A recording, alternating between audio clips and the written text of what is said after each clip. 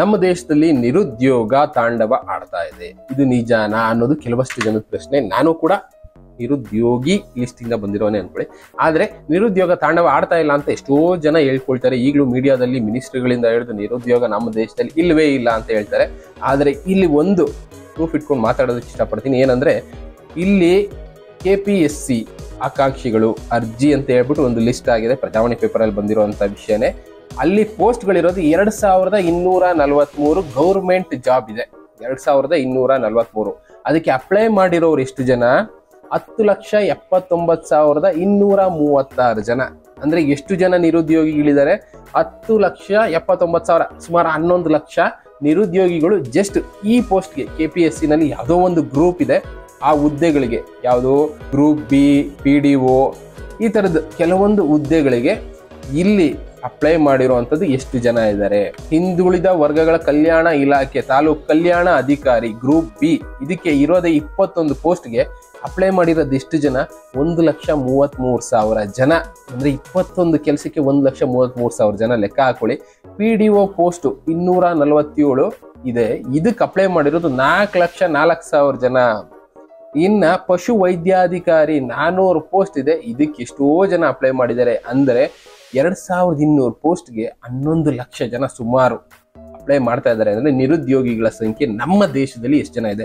ಇವರೆಲ್ಲ KPSC ಮಾಡಿರೋರು, ಇದನ್ನ ಬಿಟ್ಟು ITI ಮಾಡಿರೋರು, ಇಂಜಿನಿಯರಿಂಗ್ ಮಾಡಿರೋರು, ಡಿಪ್ಲೊಮಾ ಮಾಡಿರೋರು, ಲಾ ಓದಿರೋರು, ಇವರೆಲ್ಲ ಲೆಕ್ಕ ಹಾಕೊಳ್ಳೋದಾದ್ರೆ ನಮ್ಮ ರಾಜ್ಯದಲ್ಲೇ ಸುಮಾರು ಒಂದು 40 ಲಕ್ಷ ಜನ ನಿರುದ್ಯೋಗಿಗಳು ಇದ್ದಾರೆ. ಈಗಲೂ ಕೂಡ ಗೌರ್ಮೆಂಟ್ ಇಂದ ಏನೋ 3,000 ಕೊಟ್ಬಿಡ್ತೀವಿ ಅಂತ ಹೇಳಿದ್ರು, ಅದು 2 ವರ್ಷಕ್ಕೆ ಮಾತ್ರ, ಅದು ಸಿಗ್ತಾ ಇಲ್ಲ ಬಿಡಿ ಈಗ ಸದ್ಯಕ್ಕೆ. ಆದ್ರೂ ನಿರುದ್ಯೋಗ ಇಲ್ಲ, ನಿರುದ್ಯೋಗ ಸಮಸ್ಯೆ ಇಲ್ಲ ಅಂತ ಎಲ್ಲ ಹೇಳ್ತಾರಲ್ಲ, ಇಲ್ಲಿ ಕಾಣಿಸುತ್ತೆ ನಿರುದ್ಯೋಗ ಸಮಸ್ಯೆ ಎಷ್ಟಿದೆ ಅನ್ನೋದನ್ನ.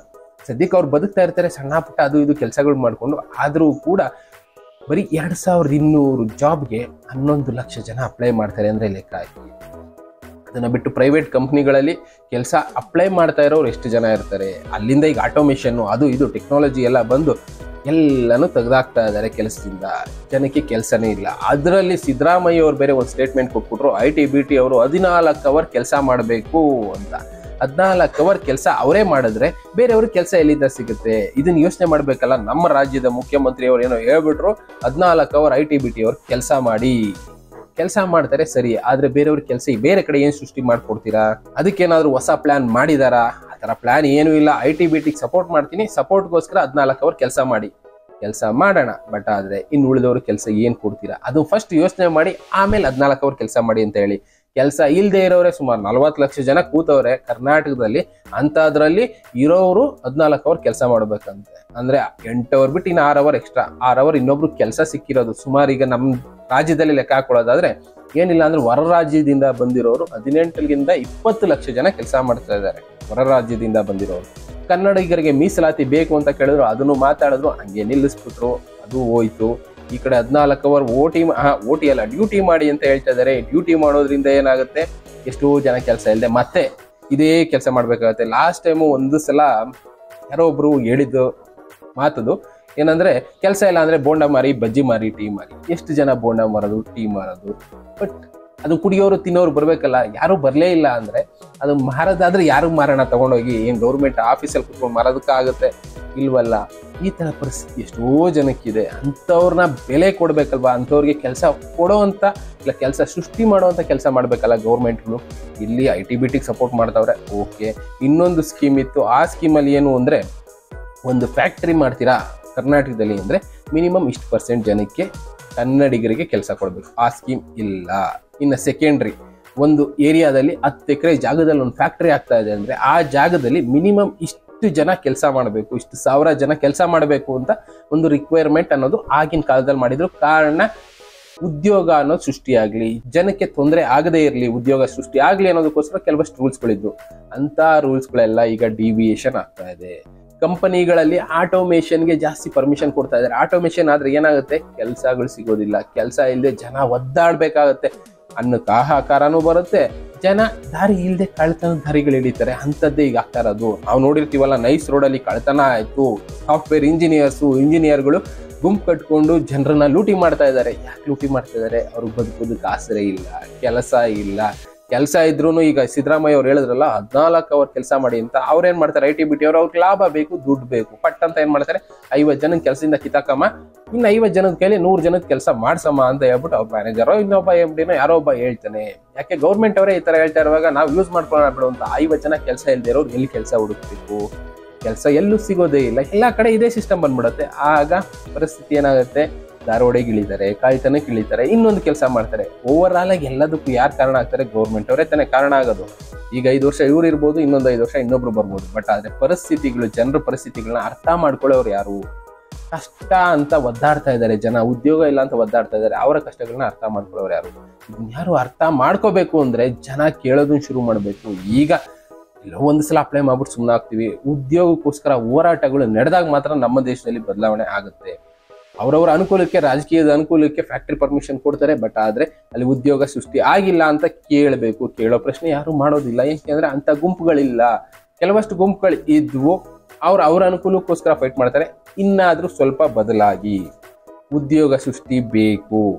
ಆಟೋಮೈಸೇಷನ್ ಒಂದು ಸ್ವಲ್ಪ ಕಡಿಮೆ ಆಗಬೇಕು. ಈಗ ಚೈನಾದಲ್ಲೆಲ್ಲ ಕೆಲವೊಂದು ಸಿಸ್ಟಮ್ ಇದೆ, ಆಟೋಮೈಸೇಷನ್ ಎಷ್ಟು ಕೊಡ್ಬೇಕು ಅಷ್ಟೇ ಕೊಡ್ತಾರೆ. ಕಾರಣ ಜನಕ್ಕೆ ಕೆಲಸ ಸಿಗ್ಬೇಕು, ಅವರ ಜೀವನ ರನ್ ಆಗಬೇಕು. ಅಂತ ಸಿಸ್ಟಮು ನಮ್ಮ ದೇಶದಲ್ಲಿ ಯಾಕಿಲ್ಲ?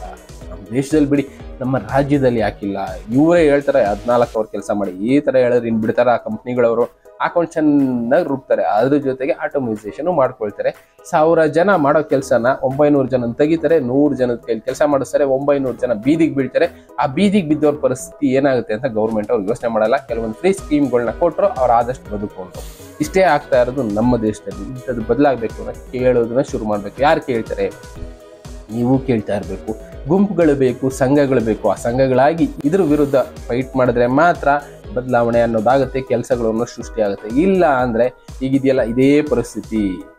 2200 ಪೋಸ್ಟ್ಗೆ 11 ಲಕ್ಷ ಜನ ಅಪ್ಲೈ ಮಾಡ್ತಾರೆ. ಏನಿಲ್ಲ ಅಂದ್ರೂ ನಮ್ಮ ರಾಜ್ಯದಲ್ಲಿ ಒಂದು 40,000 ಪೋಸ್ಟ್ ಇದೆ ಅಂದ್ರೆ ಬೇರೆ ರಾಜ್ಯದವರು ಬಂದು ಅದಕ್ಕೆ ಅಪ್ಲೈ ಮಾಡ್ತಾರೆ. ಬೇರೆ ಬೇರೆ ಯಾವ್ಯಾವ ರಾಜ್ಯ ಅಂದ್ರೆ ನಾರ್ತ್ ಇಂಡಿಯಾದಿಂದ ಬಂದು ಅಪ್ಲೈ ಮಾಡ್ತಾರೆ.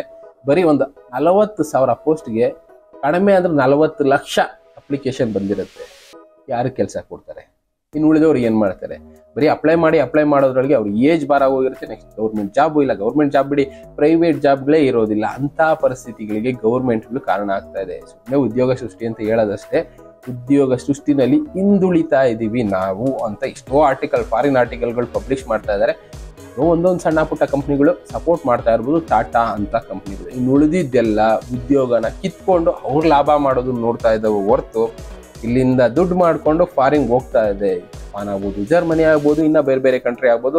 ಇಂಡಿಯಾದಲ್ಲಿ ದುಡ್ಡು ಮಾಡ್ತಾ ಇದೆ, ಕೆಲಸ ಮಾಡಿಸ್ಕೊಂಡು ಆ ದುಡ್ಡನ್ನ ಅವರ ದೇಶಕ್ಕೆ ಸಪ್ಲೈ ಮಾಡ್ತಾ ಇದ್ದಾರೆ. ಇಲ್ಲಿರೋರ ಪರಿಸ್ಥಿತಿನ ಯೋಚನೆ ಮಾಡ್ತಾ ಇಲ್ಲ.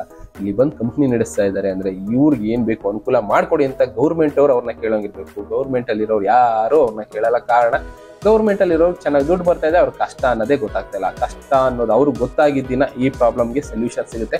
ಆ ಕಷ್ಟ ಗೊತ್ತು ಮಾಡೋ ಕೆಲಸನ ಯಾರು ಮಾಡಬೇಕು? ಅದು ನಿಮ್ಮ ಕೈಲಿದೆ. ನೀವು ಇಂಥದ್ರ ವಿರುದ್ಧ ಹೋರಾಟ ಮಾಡಿ. ಯಾವುದಾದ್ರ ವಿರುದ್ಧ ಹೋರಾಟ ಮಾಡೋದು? ಇಂಥದ್ದಕ್ಕೆ ಸಂಘಗಳನ್ನ ಕಟ್ಟಿ, ಇಂಥದ್ರ ವಿರುದ್ಧ ನಮಗೆ ಕೆಲಸ ಕೊಡಿ ಸ್ವಾಮಿ ಅಂತ ಹೋಗಿ ಕೂತ್ಕೊಂಡು ಕೇಳೋಂಥ ಕೆಲಸ ಮಾಡೋಣ. ಆಗ ಇಂಥದ್ದು ಬದಲಾಗ್ಬೋದು ಅನ್ನೋದು ಪ್ರಯತ್ನ ಮಾಡ್ತಾ ಇರಿ.